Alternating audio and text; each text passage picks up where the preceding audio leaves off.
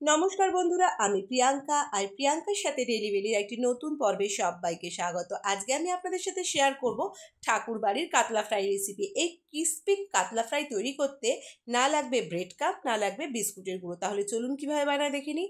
আর এই প্রিপারেশনটি ভালো লাগলে অবশ্যই বন্ধু বান্ধবের সাথে শেয়ার করবেন এবং আমার চ্যানেলটি সাবস্ক্রাইব করবেন। সাবস্ক্রাইব করার সময় পাশে দেওয়া রেড বেল বাটনটি অবশ্যই প্রেস করবেন, তাহলে যখনই কোনো নতুন রান্না আমি আপলোড করব তার নোটিফিকেশন আপনাদের কাছেই পৌঁছে যাবে। আর এই কাতলা ফ্রাইটা সস স্যালাডের সাথে যতটা ভালো লাগে ঠিক ততটাই ভালো লাগে গরম ভাত আর ডালের সাথে। তাহলে চলুন কিভাবে বানায় আমরা দেখে নিই। এখানে দেখুন, মুসুরি ডালটা আমি পরিষ্কার করে ধুয়ে নিয়েছি। ধুয়ে নিয়ে একটা প্লেটে ছড়িয়ে দিয়েছি।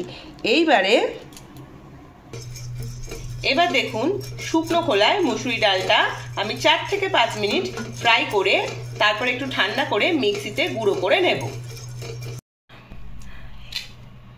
ফ্রাই বানানোর জন্য, মানে ঠাকুরবাড়ি স্টাইলে ফ্রাই বানানোর জন্য এখানে আমি 3 পিস কাতলা মাছ নিয়েছি।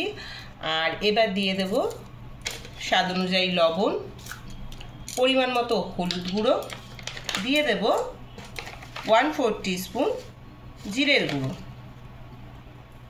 এইবারে এখানে দিয়েছি 6 কোয়া রসুন, 1/2 ইঞ্চি আদা আর 4 পিস কাঁচা লঙ্কা বাটা। এটা আমি দিয়ে দিলাম। এবার দিয়ে দেব 1/4 টিস্পুন গোলমরিচের গুঁড়ো।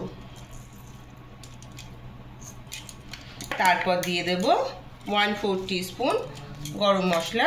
এটা 1/4 টিস্পুন না, এটা তারও কম দিলাম, মানে 1/4 টিস্পুনেরও হাফ দিলাম। আর দিয়ে দেব পাতিলেবুর রস।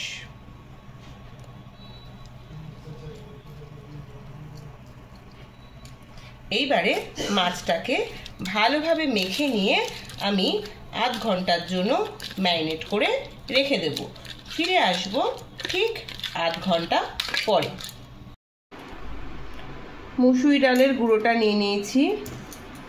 এইবারে ম্যারিনেটেড মাছটা মশলা সমেত এখানে তুললাম।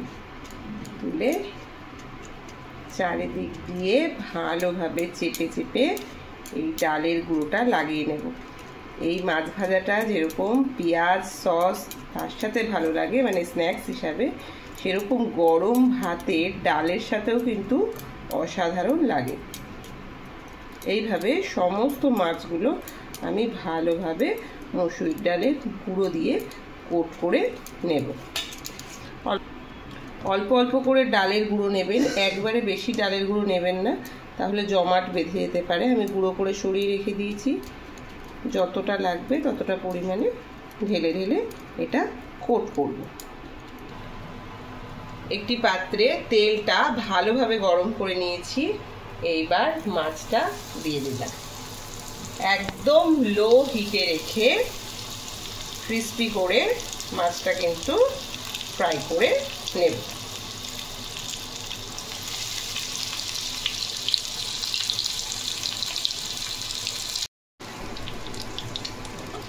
মাছটা এক সাইড লো হিটে 5 মিনিটের মতো আমি ফ্রাই করে নিয়েছি। এইবার অপোজিট সাইড আলতো করে উল্টে দেব। দিয়ে আবার এই সাইডটাও আমি একদম লো টু মিডিয়াম হিটে রেখে 5 মিনিটের মতো ভেজে নেব। মাছগুলো দেখুন একদম গোল্ডেন কালার হয়ে গেছে। এই পর্যায়ে মাছগুলোকে আমি তেল থেকে তুলে নেব। তো বন্ধুরা, আমার মাছ ভাজা হয়ে গেছে। দেখুন কতটা ক্রিস্পিভাবে তৈরি হয়েছে। আর আমি পেঁয়াজের সাথে এটা পরিবেশন করে দিয়েছি। বাড়িতে অবশ্যই ট্রাই করবেন। আর কেমন লাগলো আমাকে কমেন্ট বক্সে অবশ্যই জানাবেন।